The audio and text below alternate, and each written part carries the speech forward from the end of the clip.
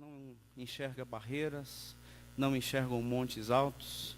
O Senhor vence tudo isso pelo teu grande amor e pela tua misericórdia. E assim, Senhor, nós rogamos que, como já foi pedido ao Senhor, que a tua palavra seja muito significativa em nossas vidas hoje à noite. Nós também mencionamos a nossa imensa gratidão pela vida do Toninho, pela vida do pastor Milson, por aqueles que nós percebemos claramente a visita do Senhor e a boa mão do Senhor que tem restaurado. E também colocamos diante de Ti aqueles que ainda padecem das suas lutas, dos seus sofrimentos, das suas doenças, que o Senhor de uma forma também especial visite cada um, dando paz e restaurando sua saúde. Senhor, nós registramos a nossa imensa gratidão pelo Teu povo que traz ofertas de forma livre, não de forma mentirosa e nem de forma gananciosa, que entende claramente que o contribuir na casa do Senhor é um momento de privilégio, de adoração e louvor. Que o Senhor nos dê temor e tremor na administração de cada centavo, para que possamos glorificar o Teu nome naquilo que o Senhor tem nos confiado. É a nossa oração, Pai, no nome de Jesus. Amém. Convido você a abrir sua Bíblia em Lucas, capítulo 20.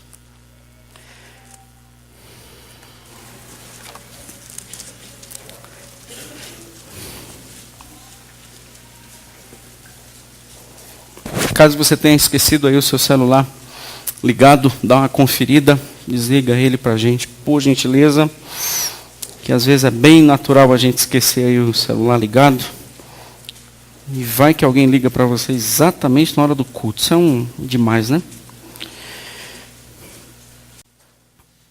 No relacionamento com o Senhor, se a gente percebe desde Gênesis capítulo 3, primeira vez que a gente escuta a voz de Deus ao homem é através de uma pergunta. Não se vê, não se lê Deus falando ao homem que não seja através de uma pergunta na primeira vez que ele fala. Então, ouvimos os registros daquilo que Deus fez e como Deus fez, mas com o homem, primeira vez que Deus fala é através de uma interrogação. Lembra da pergunta? Onde estás? E tem uma sequência de perguntas depois de onde estás. Estava lembrando aqui, quem te fez saber que você estava nu? Uma pergunta. Você comeu daquilo que eu te ordenei não comer? Outra pergunta. A mulher, o Senhor perguntou, que foi isso que você fez? Aí, passa-se a página, a gente vai para o episódio de Caim. O Senhor também pergunta a Caim, por que você anda irado e o teu semblante está caído? Gênesis capítulo 4. Se proceder corretamente, não é certo que você será aceito por mim? Isso é uma pergunta. A outra pergunta é, onde está teu irmão? Então o Senhor sempre interrogando o povo. Falar o que de Moisés? Deus, eu não tenho condições de ir lá libertar o povo, porque eu sou um cara difícil de concatenar palavras, de expor palavras, eu sou um cara meio pesado de língua. O que o Senhor falou? Uma pergunta. Qual pergunta? Quem foi que fez a boca? Quem fez o surdo? Quem fez o mudo? Quem fez o cego? Quem fez o que vê? Quem fez o que ouve? Fui eu. Então, no chamado de Moisés tem uma pergunta. Em Gênesis, pergunta. E o que falar de Jó? Jó cheio de perguntas e assim, eu ouvi até uma frase interessante, assim, se Deus existe, ele vai ter que implorar o meu perdão. Opa! E outra pessoa disse já nos registros históricos, se Deus existe, ele tem muito do que se explicar. Opa! Agora, Jó, ele estava mais ou menos entrando por esse caminho, na influência dos seus amigos, perguntando por quê. Como já disse a grande profetisa dos anos 80, Paula Toller, por que não eu? Por que eu? Por que comigo? Por que agora? Por que desse jeito? Por que não foi assim? Por que o Senhor não fez? E nós estamos cheios de perguntas. E o Jó também. Quando foi no capítulo 37, o encontro, Deus e Jó. Como foi que começou? Deus fez a seguinte coisa. Jó, senta, se veste, toma uma posição de homem, que eu vou te perguntar e você me responde. Então eu tenho algumas perguntinhas para você. Eu não tenho respostas, eu tenho perguntas. Nosso relacionamento e aquilo que você está precisando ouvir e saber, não vai ser mediante o que eu tenho para te responder, vai ser mediante o que eu tenho para te perguntar. E hoje, o tema da mensagem, e apenas terei aqui o tema, Deus também tem umas perguntinhas para você. Na verdade, nós podemos chegar aqui com várias perguntas, e é natural nós chegarmos aqui com várias perguntas. Por favor, geralmente, quando eu uso esse pronome, você, não significa, irmãos, que eu estou excluindo-me do processo, tá bom?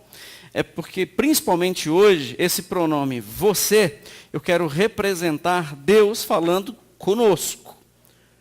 Então, eu tenho uma perguntinha para você. Não sou eu fazendo a pergunta para você. É Deus fazendo essa pergunta para você. E também para mim. Lucas, capítulo 20. Porque você pode estar ouvindo assim, você, e você olhando para mim e diz assim, e tu? Então, você somos nós. Lucas 20, episódio de Jesus, próximo à sua crucificação. Ele está se despedindo do templo, um episódio que ele vai aqui ter os seus últimos instantes no templo. Aconteceu que num daqueles dias, estando Jesus a ensinar o povo no templo e a evangelizar, sobrevieram os principais sacerdotes e os escribas, juntamente com os anciãos, e os arguíram nestes termos: Dize-nos, com que autoridade fazes estas coisas? Ou quem te deu esta autoridade? Respondeu-lhes: Também eu te farei uma pergunta. Dizei-me, o batismo de João era dos céus ou dos homens? Então eles ficaram pensando entre si, arrazoando, meditando, e chegaram à seguinte conclusão: se nós dissermos do céu, ele dirá, por que não acreditar nele? E por que vocês não acreditaram nele? Se dissermos dos homens, o povo todo nos apedrejará, porque está convicto ser João um profeta. Por fim, responderam que não sabiam. Então Jesus lhe replicou: pois nem eu vos digo com que autoridade faço essas coisas. A seguir, passou Jesus a proferir o povo esta parábola. Certo homem plantou uma vinha, arrendou-a a lavradores e ausentou-se do país por um prazo considerável. No devido tempo, mandou um servo aos lavradores para que lhe dessem o fruto da vinha. Os lavradores, porém, depois de o espancarem, o despacharam vazio. Em vista disso, enviou-lhes outro servo, mas eles também a estes espancaram e depois de o ultrajarem, o despacharam vazio. Mandou ainda um terceiro, também a este, depois de o ferirem, expulsaram. Então disse o dono da vinha: que farei? Enviarei meu filho amado, talvez o respeitem. Vendo-o, porém, os lavradores razoavam entre si, mais uma vez, dizendo: este é o herdeiro, matemo-lo, para que a herança venha a ser nossa. E lançando-o fora da vinha, o mataram. Que lhes fará, pois, o dono da vinha? Virá, exterminará aqueles lavradores e passará a vinha a outros. Ao ouvirem isto, disseram: vira essa boca para lá, tal coisa não aconteça. Mas Jesus, fitando, olhou nos olhos de cada um e disse, outra perguntinha: que quer dizer, pois, o que está escrito? A pedra que os construtores rejeitaram, esta veio ser a pedra principal, a angular. Todo o que cair sobre esta pedra ficará em pedaços, e aquele sobre quem ela cair ficará reduzido a pó. Naquela mesma hora, os escribas e os principais sacerdotes procuravam lançar-lhe as mãos, agarrar Jesus, pois perceberam-lhe em referência a eles. É sobre eles que aquela parábola estava falando. Mas temiam o povo. Observando, subornaram emissários que se fingissem de justos para verem se o apanhavam em alguma palavra, a fim de entregá-lo à jurisdição e à autoridade do governador.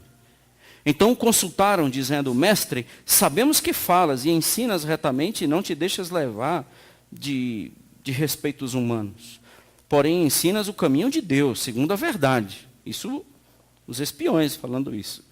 Então veio a pergunta: é lícito pagar tributo a César ou não? Mas Jesus, percebendo-lhes o ardil, respondeu: mostrai-me um denário. De quem é a esfinge e a inscrição? Prontamente disseram: de César. Então lhes recomendou Jesus: dai, pois, a César o que é de César e a Deus o que é de Deus. Não puderam apanhá-lo em palavra alguma diante do povo, e admirados da sua resposta, calaram-se. Só até aqui. Deus nos abençoe ricamente com a sua palavra. Se a sua Bíblia estiver dividida assim como a minha, do verso 1 ao verso 8, entende-se por um parágrafo. Do verso 9 ao verso 18, entende-se por outro parágrafo, que é uma parábola. E do verso 19 ao verso 26, que é a questão do tributo, a cada uma dessas três partes eu trago uma pergunta que está entendida ou subentendida em cada um desses textos. Primeira pergunta, que é a perguntinha que o Senhor tem para nós, escuta, é do céu ou é dos homens? Primeira perguntinha que eu tenho que falar para você, é do céu ou é dos homens? Porque a pergunta que fizeram para Jesus é: que autoridade você tem? Que autoridade você tem para mexer na minha vida? A pergunta que pode ser feita por muitos de nós. Que autoridade você tem para que eu venha te obedecer? Escuta, esse tal de Jesus aí que veio, morreu e ressuscitou. Que autoridade você tem para configurar a minha casa? Com que autoridade você fala o que você fala? E outra coisa, quem te deu essa autoridade? Quem te deu autoridade para dizer que eu estou em pecado? Que autoridade você tem para dizer que eu estou em erro? Quem te deu essa autoridade? Aí o Senhor diz assim: que pergunta bem feita. Eu tenho uma perguntinha para você. O batismo de João era do céu ou era dos homens? Viu? O Senhor não respondeu, ele perguntou, e perguntou no sentido de externar e obrigar, e obrigar mesmo uma reflexão. Nada a ver. Nós podemos estar fazendo perguntas com o Senhor, que a pergunta que Ele tem para a gente hoje à noite é nada a ver com o que a gente perguntou. Mas tem tudo a ver com quem você é. Escuta, a minha palavra, homens que escreveram ou é de Deus? Coisas que os nossos jovens adolescentes, a gente enfrenta nos meios acadêmicos. Isso aqui foi escrito por homem. Do homem ou do céu? Não, dizem não. O que você acha? Defina, eu tenho uma pergunta para você hoje à noite. Esta palavra é do céu ou é de homem? Responda você, eu tenho uma pergunta para você. Você não me questiona? Você não tem tantas perguntas a mim? Você não questiona por que algumas coisas têm acontecido na sua vida? Você não questiona por que algumas coisas não têm acontecido na sua vida? Deixa eu te fazer uma pergunta hoje. Deixa eu ser o teu interrogador. Deixa eu te fazer pergunta. Eu também tenho esse direito. Aliás, foi sempre assim que eu agi. Por que eu não agiria hoje? Você tem perguntas demais? Quieta um pouquinho hoje à noite. Deixa eu te fazer algumas. A minha Bíblia é do céu ou é dos homens? Para você, sério, céu ou dos homens? Porque se for do céu, por que você não obedece? Porque se é do céu, por que você a retruca? Se é do céu, por que você configura a sua vida conforme você bem quer? Se a minha palavra é do céu, por que você não acredita que eu te perdoo?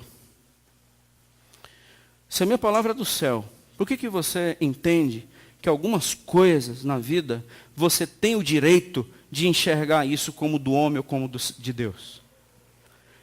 Igreja é invenção de homem ou é coisa de Deus? E por que você não a trata como a minha noiva? Você a trata como um clube, do qual você prefere ou não prefere? Se igreja é coisa do céu, por que você não se submete a ela? Por que algumas coisas é do céu e outras coisas é dos homens? Por que você tem tantas questões comigo e você não aceita nenhuma? Responde, eu estou te fazendo uma pergunta. Não é para mim, entendeu, gente? É Deus perguntando para nós. Porque senão você está querendo perguntar, e é de Deus, é de Deus? Não, eu não estou perguntando. É Deus perguntando para a gente hoje à noite.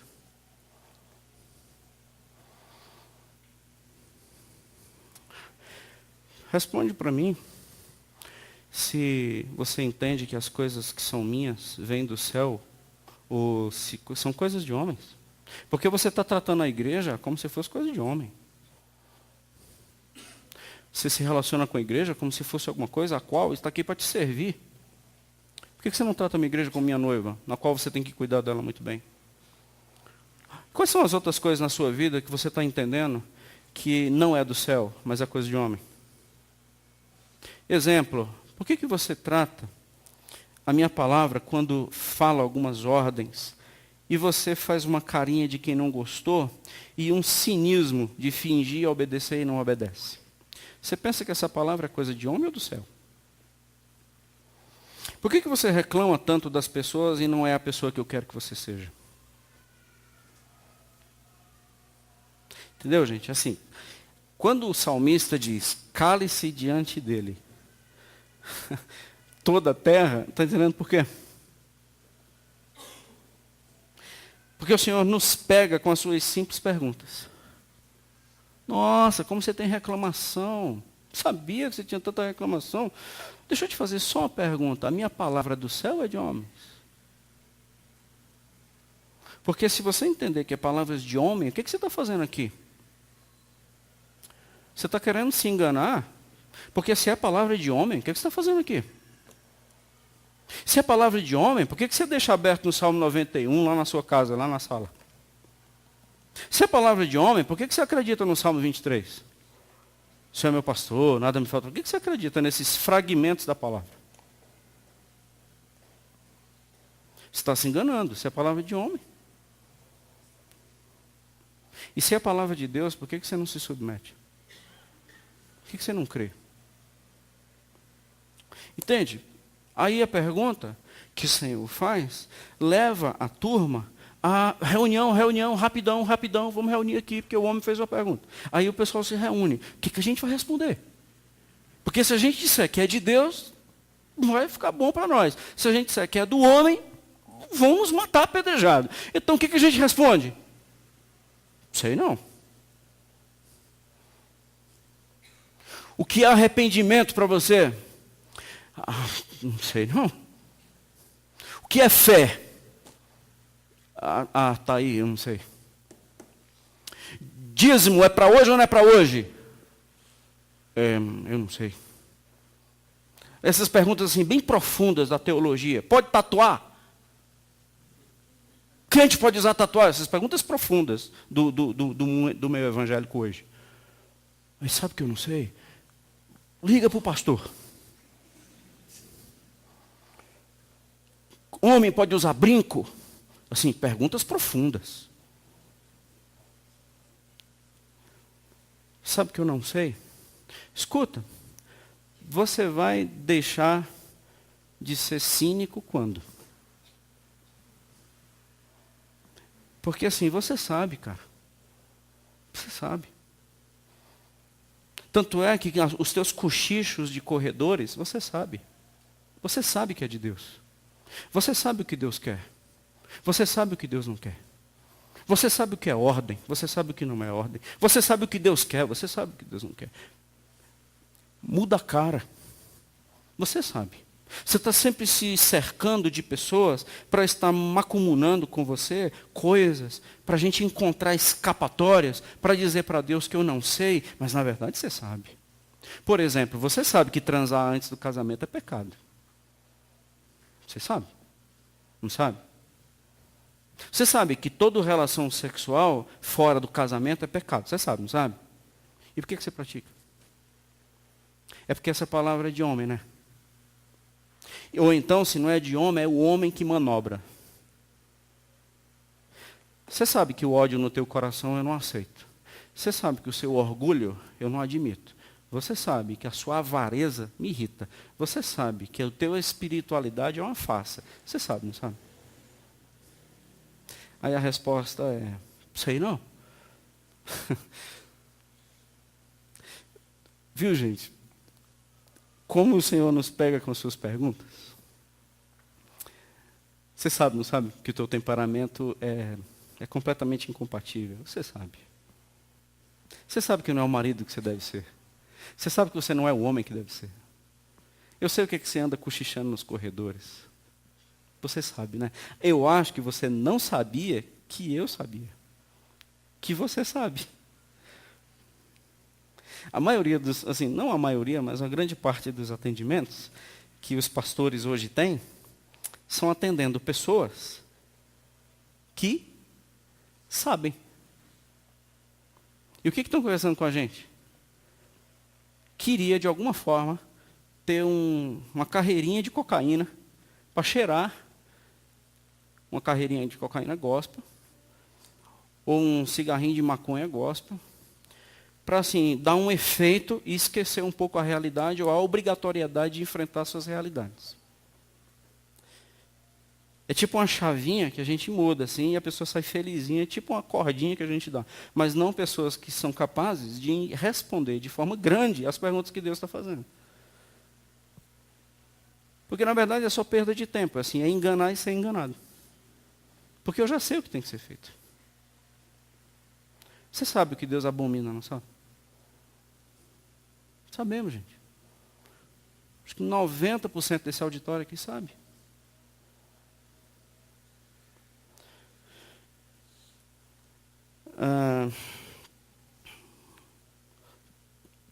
Tem um texto que eu acho interessante, assim, o muro de separação, Deus derrubou. Mas eu queria fazer uma aplicação desse muro derrubado. Veja aqui, Lucas, capítulo 11, nós estamos aqui em Lucas 20. Lucas, capítulo 11.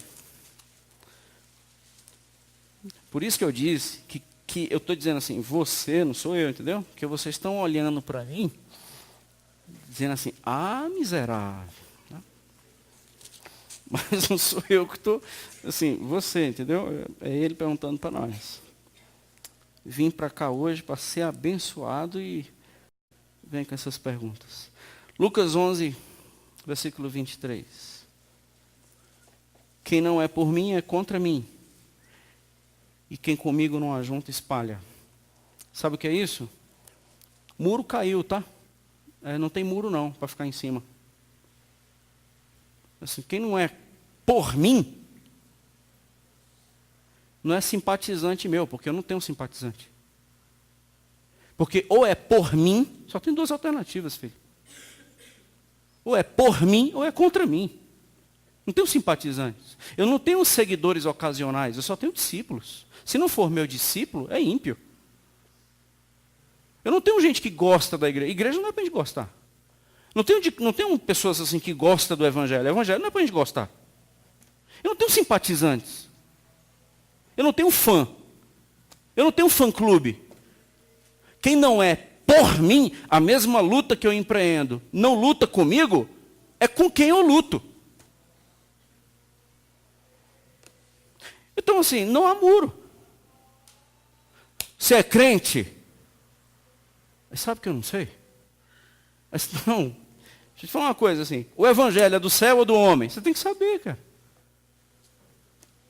Se você morrer hoje, você vai para o céu? Sabe que eu não sei? Eu vou, pastor? Ei, você tem que saber. Porque a minha palavra do céu é de homem. Responde.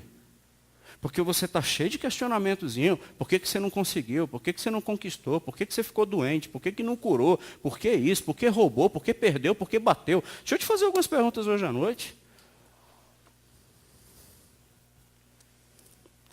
Segunda perguntinha. O que está dentro aqui? A minha palavra para você é autoridade? Porque o seu questionamento é autoridade. Com que autoridade o senhor faz isso? Deixa eu te perguntar uma coisa. A minha palavra para você é autoridade? Porque assim, você só vai entender a minha palavra se você conceder a ela a autoridade devida. Assim, a minha palavra para você é autoridade? É ela que manda? Porque se você não souber disso, eu não tenho o que te explicar mais. Existe um autor chamado Jay Adams. Ele é um psicólogo cristão. E o Jay Adams, não me lembro a sua nacionalidade, só conheço os seus livros. Jay Adams, tipo assim, tem autores também como John MacArthur Jr. Não sei se vocês já leram essas obras. Pensa num povo sem paciência. Parece que eles estão assim, chegando no limite da existência. O Jay Adams, por exemplo, quando você vai ler um livro dele, Psicologia Cristã, Aconselhamento Cristão, são livros que trabalham com aconselhamento cristão, ele diz assim, eu não aconselho descrente. Ele fala isso no texto, não estou dizendo que está certo, estou falando dele. Eu não aconselho descrentes. A primeira coisa que eu vou falar a um descrente é o plano de salvação. Assim, se essa pessoa se converter, aí eu vou aconselhá-lo. Se ele não se converter, acaba a sessão. Porque eu não tenho paciência para trabalhar princípios cristãos com ímpio. Está entendendo, irmão? Porque sabe o que está acontecendo? O ímpio, ele não vai jamais se submeter a um princípio cristão. Então a gente só vai perder tempo. Porque a primeira coisa que você tem que fazer é levar uma pessoa a conhecer Cristo e reconhecer que Cristo é o seu Senhor. Depois que Cristo é o seu Senhor, agora você sabe com que autoridade eu estou falando. Agora você sabe com que autoridade eu estou pregando. Agora você sabe com que autoridade eu estou curando. Porque agora você julga quem é a autoridade. Eu estou te perguntando uma coisa. João Batista, por exemplo. Eu quero só te dar um exemplo. João Batista, quando ele veio dos homens ou veio do céu? O batismo de João é dos homens ou do céu? É uma invenção de uma igreja, de um maluco, de um apóstolo, ou ele veio do céu? Então essa é a pergunta que eu estou te perguntando, pergunta que eu estou te fazendo. A minha palavra é autoridade, porque se não for, você nunca vai entender quem Deus é. Porque a gente não entende Deus para depois se submeter à sua palavra. Porque Deus é a sua palavra. A palavra é e fala tudo que Deus é. Negligenciar essa palavra significa negligenciar o próprio Deus. Não se submeter a essa palavra é não se submeter ao próprio Deus. Dizer que essa palavra não é divina é a mesma coisa de dizer que Deus não existe para mim. Porque Deus é completamente indissociável da sua palavra. Nós não o conheceremos se nós não reputarmos a esta palavra toda a autoridade que ela tem. João capítulo 7, quando Jesus fala lá aos seus ouvintes, dizendo assim: vocês examinam as Escrituras, porque vocês julgam nela ter vida. Mas quando elas apontam para a cruz, vocês recuam. Examinai as Escrituras, por entender e crer que nela tem vida. Mas as Escrituras, quando falam de mim, vocês abortam. Escuta, a palavra tem autoridade ou não tem sobre você? Quais são as nossas maiores crises, irmãos? As maiores crises que nós passamos, os nossos maiores não sei cínico que a gente dá, é porque a gente não reputa a palavra a autoridade. Você tem que fazer. Vou pensar. Não, vou pensar é porque você não reputa a palavra autoridade. Porque Deus não tem autoridade sobre você. Veio do céu ou veio dos homens? Então, a resposta que a gente tem que dar antes de fazer as nossas perguntinhas. Tudo bem, gente? Então, a autoridade da palavra não é ao meu momento. É ao meu momento e todos os meus momentos que se submetem à autoridade eterna da palavra. De novo, a palavra não tem autoridade sobre os meus momentos. São todos os meus momentos que estão submissos a toda a palavra eterna para todo sempre. Passa céu, passa terra. Uma coisa vai ficar para todo sempre. As minhas palavras não passarão. Porque aí você pode definir de quem é a sua autoridade. O que Jesus estava questionando a essa turma é: qual é a autoridade sobre sua vida? Quem diz para você o que é torto e reto? Quem diz para você o que é sujo e limpo? Quem diz para você o que é escuro e claro? Quais são as definições que você tem de sua vida? Ou você faz a sua vida o que você bem quer? Então, quem é a autoridade sobre você? O teu umbigo. E se você tem como Deus o teu umbigo, você jamais pode questionar o que eu faço e nem me cobrar alguma resposta. Porque eu não tenho resposta, eu tenho perguntas. Porque quem faz pergunta aqui sou eu, não é você. Entendeu, Jó? Entendi, sim, senhor. Então me responde, Jó, onde é que eu guardo a neve? Não sei não, senhor. Não, tem que ter um depósito de neve, Jó. E você deve saber o que você está me questionando. Então onde é que eu guardo a neve? Eu não sei não, senhor. Aí, como é que você está me questionando então, Jó? Esses foram os tipos de perguntas que Deus fez a Jó. Lembra do colocar uma coleira no crocodilo? Deus é um senso de humor enorme, gente. A gente aqui é mal encarado. Mas Deus é muito engraçado. Porque ele disse assim, Jó, é o seguinte, vamos bater um papo reto. Mas primeiro eu quero que você faça o seguinte, pega uma coleira, põe num crocodilo e passeie com ele na rua. Se ele te obedecer, a gente bate um papo. Põe coleira no crocodilo e sai passeando com ele na praça. Porque se você conseguir fazer isso, a gente vai bater um papo. Se você conseguir andar com um hipopótamo na coleira, você é capaz de retrucar o que eu faço. Você é capaz de bater um papo comigo e questionar o que eu estou fazendo. E assim como disse os grandes poderosos da história, eu tenho muito que me explicar com você. Então, antes de eu me explicar, que eu estou extremamente preocupado em dar explicações a você, coloque uma coleira no hipopótamo e sai passeando com ele numa praça. Essas foram as perguntas profundas que Deus fez para Jó. E Jó foi diminuindo, até ficar no tamanho que ele deveria ter. Tamanho do nada. Morando vizinho ao coisa nenhuma. Esse era o papel do Jó. Aí ele disse, antes eu te conhecia só de ouvir falar, agora os meus olhos te veem. Sabe por que agora você está me vendo? Porque agora você deixou de se olhar no espelho, seu arrogante. Porque você só vai me enxergar quando você parar de olhar para o teu umbigo. A autoridade que eu faço, eu não te devo explicações. Eu só quero te perguntar quem é a autoridade sobre você. Porque se não for eu, não é de mim que você vai ter resposta. Procure a sua autoridade. Essa é a perguntinha do Senhor. Primeiro ponto. Vamos para o segundo? Não, quando Deus vai perguntar coisa para a gente é assim.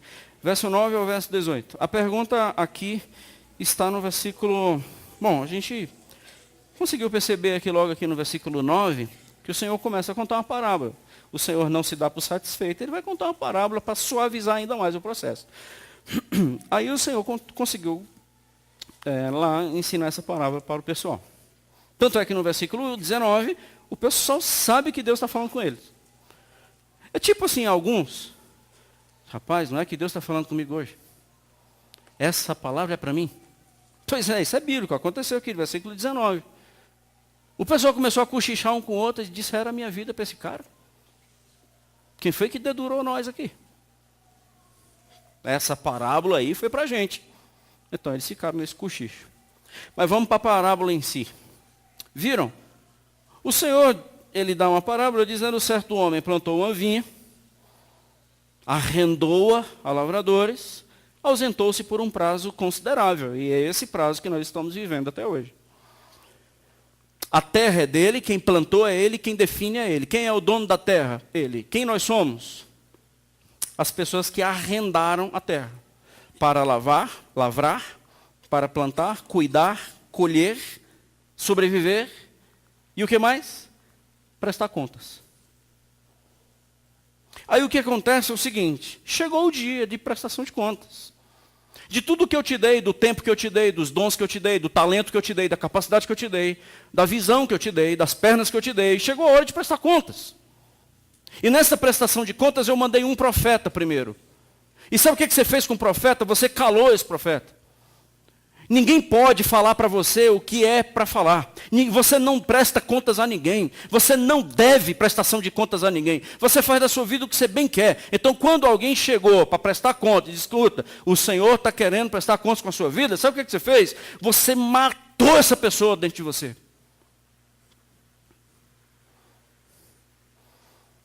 Espancou essa pessoa. Final do versículo 10. E despacha essa pessoa vazia, sem nenhum fruto. Versículo 11. O Senhor enviou mais um, gente. E ainda a gente entende que Deus ele não tem misericórdia. Ele envia mais um. Esse eu vou mandar mais um. Espancaram, acharam pouco, humilharam e depois despacharam vazio. Mandou o terceiro. Igual, a mesma coisa. Só que esse foi expulso. Um é pouco, dois é bom.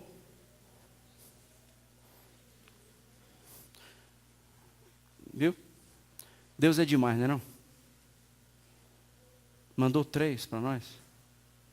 Para nós não, para esse povo aqui que não dá fruta, é diferente da gente. Porque Deus está vindo e dizendo, cadê o fruto? Cadê o fruto? Ah, não, eu tenho uma pergunta para te fazer. Quem é o dono da terra? Você acha que você é dono de alguma coisa? Você acha mesmo que você pode cantar restitui, eu quero de volta o que é meu? A pergunta é, o que é teu? Então você apenas está administrando tudo o que é meu. A gente não aceita cobrança, gente. A maioria de nós, não sei, eu louvo a Deus mesmo pela vida dessa igreja, mas a maioria dos cristãos hoje, ao ouvir uma mensagem como essa, estão se coçando para ir embora. Por quê? Porque eles não admitem ser cobrados. Não admitem serem confrontados. Tem uma séria dificuldade em ser contrariado. Porque não estão concordando comigo. Não, então a sua panela é outra. Você tem que ir para a panelinha do ódio, a panelinha do rancor. É essa turma que fica conversando sobre isso. A turminha da pornografia, a turminha do mundanismo, a galerinha do sexo livre. Pronto, é com esse que você tem que conversar. A galerinha da rebeldia, a galerinha que não gosta de igreja, sem igreja. Isso, é com esse que você tem que conversar. E quando alguém se levanta contra, você mata. Aí agora é o seguinte. Mais uma vez, o você não é porque eu estou falando, mas o Senhor falando. Aí o Senhor, se 1 é pouco, 2 é bom, 3 é demais, o Senhor passa dos limites do demais. Ele não vai ficar com 3 servos, ele agora vai mandar o seu filho. E uma característica desse filho, verso 13. Já fecharam a Bíblia, irmãos? Não, né? Então fica a Bíblia aberta aí, deixa Deus perguntar mais para nós. Verso 13, o filho é amado. Chegaram os 3 servos na prestação de contas. Olhos roxos, espancados, dilacerados. Aquele povo que está na minha terra fez isso com você. A gente fez. Falaram o que falaram de você. A gente foi. Dilaceraram a vida de vocês. A gente foi. Eu vou mandar meu filho. Eu vou mandar meu filho porque quem sabe eles encontram um juízo e não têm coragem de fazer a mesma coisa que fizeram. Não fizeram a mesma coisa que fizeram com os profetas. Fizeram o quê? Pior. Porque pegaram o filho e mataram. Porque agora, se a gente arrancar esse Cristo da nossa vida, agora a gente pode viver leve. E esse mundo agora é nosso. E vamos para a galera. Porque se tem um negócio que atrapalha a nossa vida, esse tal de Cristo. Não pode, não pode, não pode. Não, isso é uma canseira. Então, se a gente matasse esse Cristo dentro de nós, a gente ia viver uma vida livre. Sem sentimento de culpa, sem prestação de contas, sem semente a ser devolvida, sem relatório a ser prestado. Esse Cristo, ele realmente é um problema para nós. Não aguento mais ouvir meus pais falando, eu não aguento mais ouvir pastor pregando, eu não aguento mais ouvir pessoas da minha família me exortando. Escuta, eu estou muito cansado. Isso, é essa galera aqui que se acha dono da vinha. A segunda pergunta está no versículo 15. E aí, gente? O que vocês acham que eu devo fazer? Essa é a pergunta. Primeira pergunta, e aí, quem é a autoridade sobre você? Segunda pergunta, e aí, o que você acha que eu tenho que fazer contigo? Porque eu estou vindo procurar fruto em ti e não acho. O que você acha que eu tenho que fazer contigo? Lucas capítulo 13. Vamos voltar umas páginas aí. Sim. Verso 6 ao verso 9.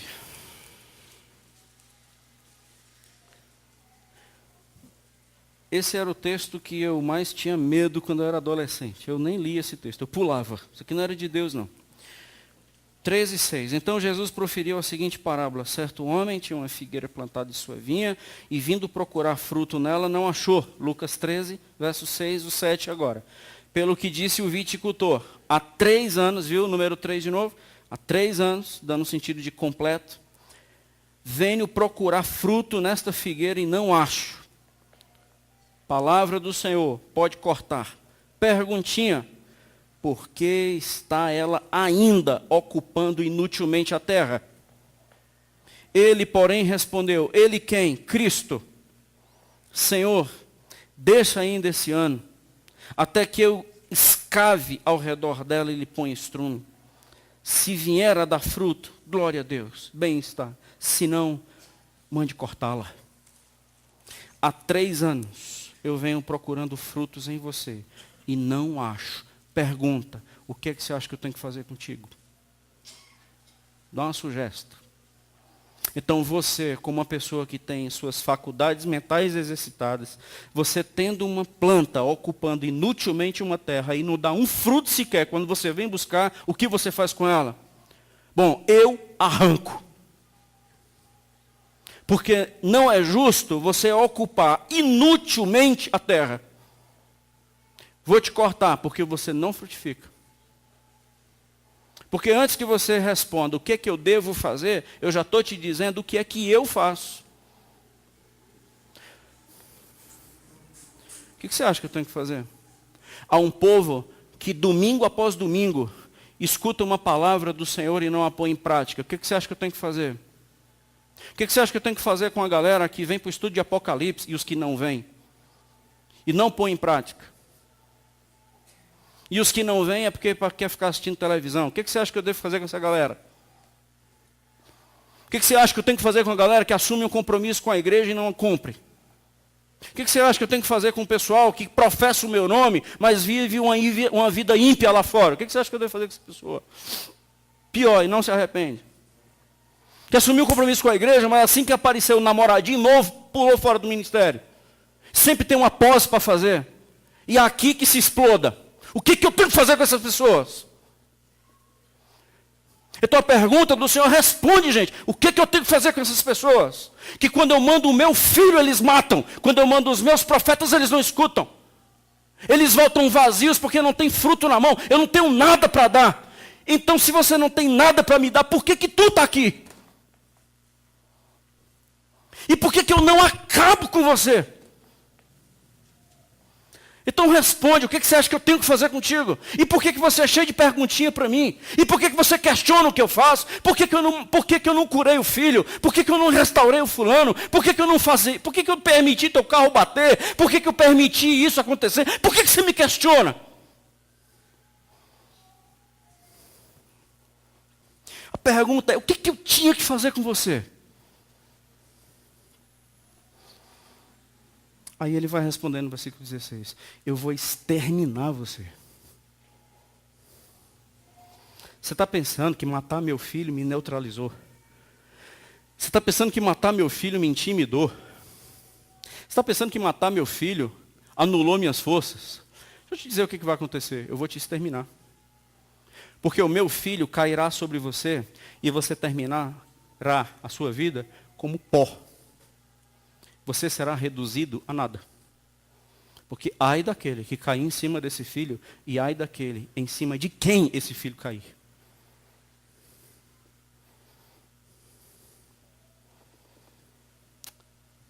Se você quiser ir comigo para Hebreus capítulo 10.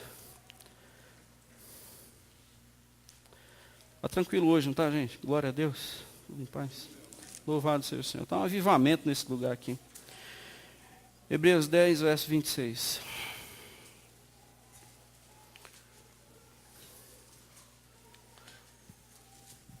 Hebreus 10, verso 26.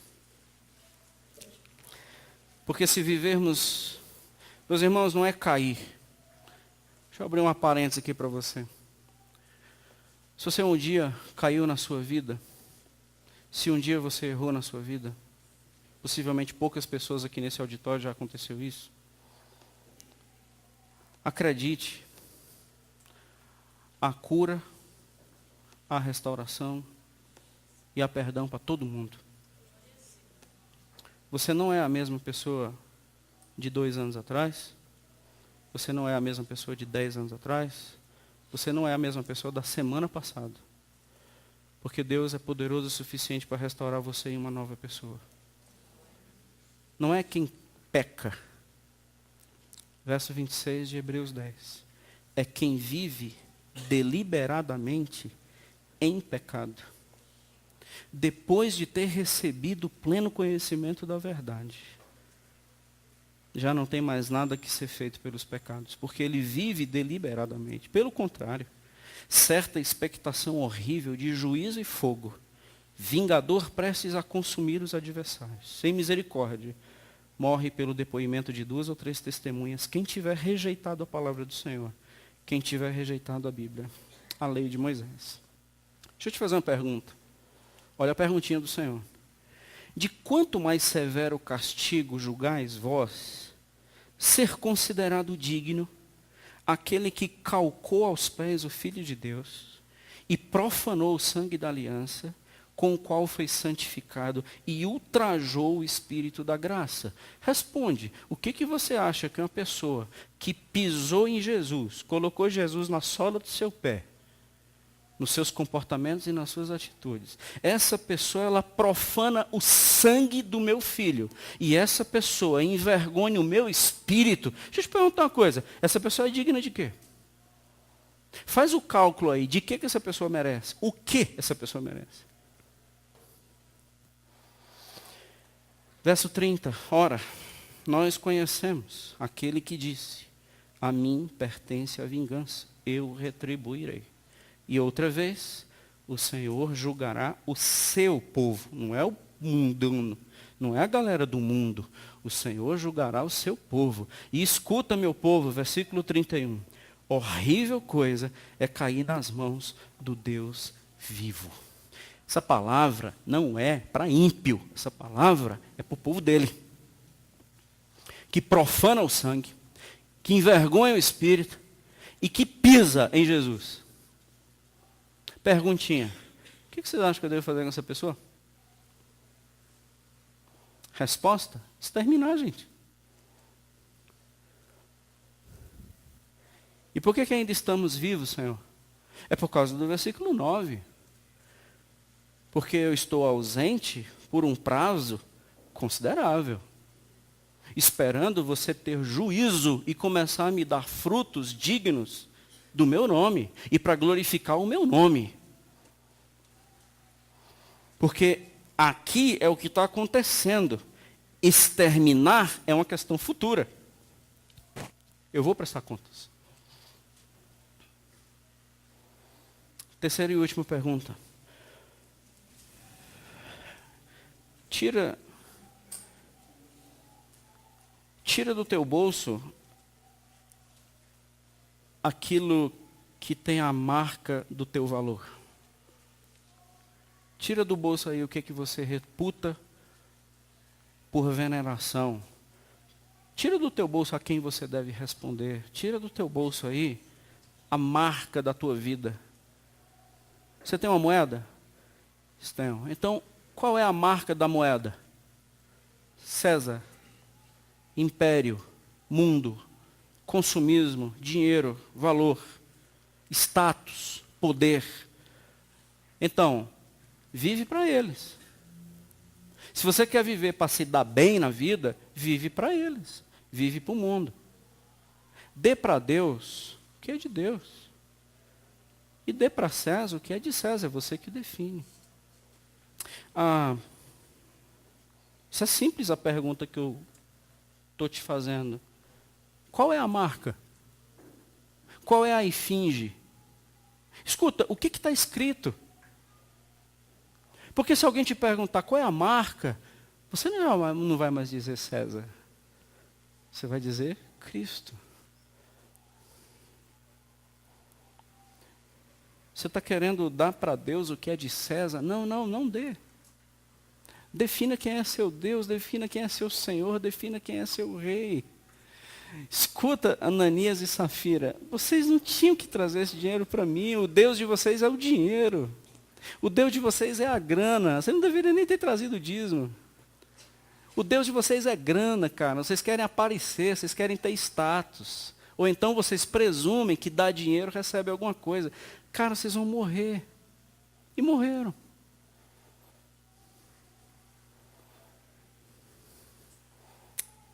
Na verdade, irmãos, aqui é o último ponto, muito interessante, essas pessoas que foram subornadas, versículo 20, fala de dinheiro.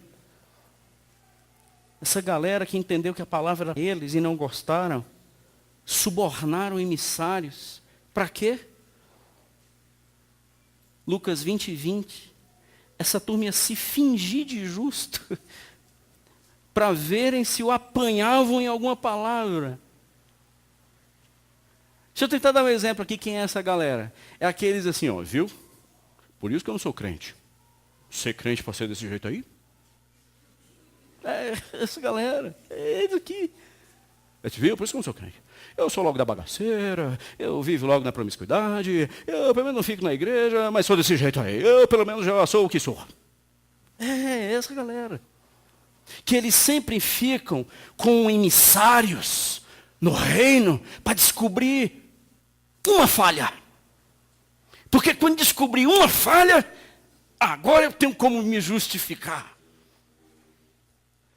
Deixa eu te fazer uma pergunta. Você procurou falha em Cristo? Porque se você percebe falha aqui, vem para cá para consertar. Se você acha que na igreja existem pecados, vem para cá para santificar. Se tem uma coisa aqui que não funciona bem, vem para cá para dar jeito. Para de ser um emissário, parecido com o justo, procurando erros, para poder apresentar diante do juiz. Está vendo lá? Ó? A pergunta é, acha em Cristo. E vem ser Cristo. Porque você está se considerando bom, porque você viu alguém errando, e tu? Você só quer se considerar justo porque tem alguém pior que você? Caramba, se mede por Cristo. Porque você se medir por mim é um problema. Agora se mede por Cristo.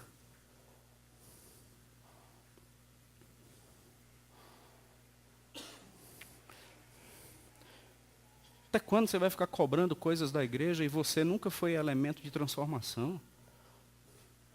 Até quando você fica cobrando recepção na igreja e você não abraça ninguém, cara? Você fica cobrando aulas melhores para as crianças e você nem contribui. Você nem abraçar uma professora, você abraça. Você nem agradecer, você agradece. É um bando de cliente. Quando foi que nós abraçamos um professor das nossas filhas aqui em cima e agradecemos com todas as nossas forças? Vem fazer diferença, filho. É fácil apontar erro, né?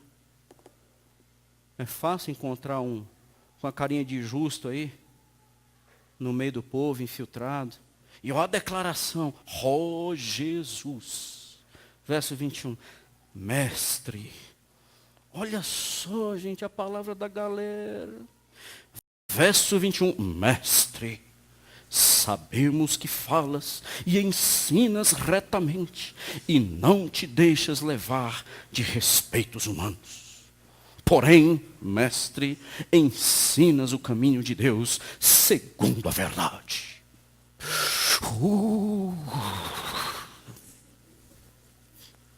Os infiltrados. Carinha de justo. Mas, mestre, respondei-me. Podemos dar a César o que é de César? É lícito. Filho, antes de eu te responder isso aí, qual é o valor da tua vida? O que está escrito? Qual é a marca? O que você tem no bolso? O que você traz como valor? Eu trago como valor isso. E está escrito o quê? Está escrito César. Então, viva para César. Sofre mais não, cara. Não sofra mais. Viva para César. Porque se estiver escrito Rei dos Reis e Senhor dos Senhores, se for esse o teu valor, então seja bem-vindo aos meus filhos dignos de serem achados merecedores de entrar no meu gozo e no meu descanso. Eu tenho umas perguntinhas para você hoje, diz o Senhor, e que as nossas respostas sejam legítimas e que a gente mude para a glória do seu nome. A gente tem duas formas de sair daqui hoje à noite. Fiquei pensando, eu posso sair daqui admirado, mas calado, como essa turma saiu, ou eu posso sair daqui humilhado, mas glorificando. Eu posso sair daqui muito admirado, mas caladinho, eu não vou responder nada dessas perguntas. Ou eu posso sair daqui humilhado, mas glorificando ao nosso Deus. É você que vai responder. Sou eu que vou responder. Te confesso uma coisa. Para preparar essa mensagem, eu morri. Só Deus sabe como eu estou aqui hoje à noite.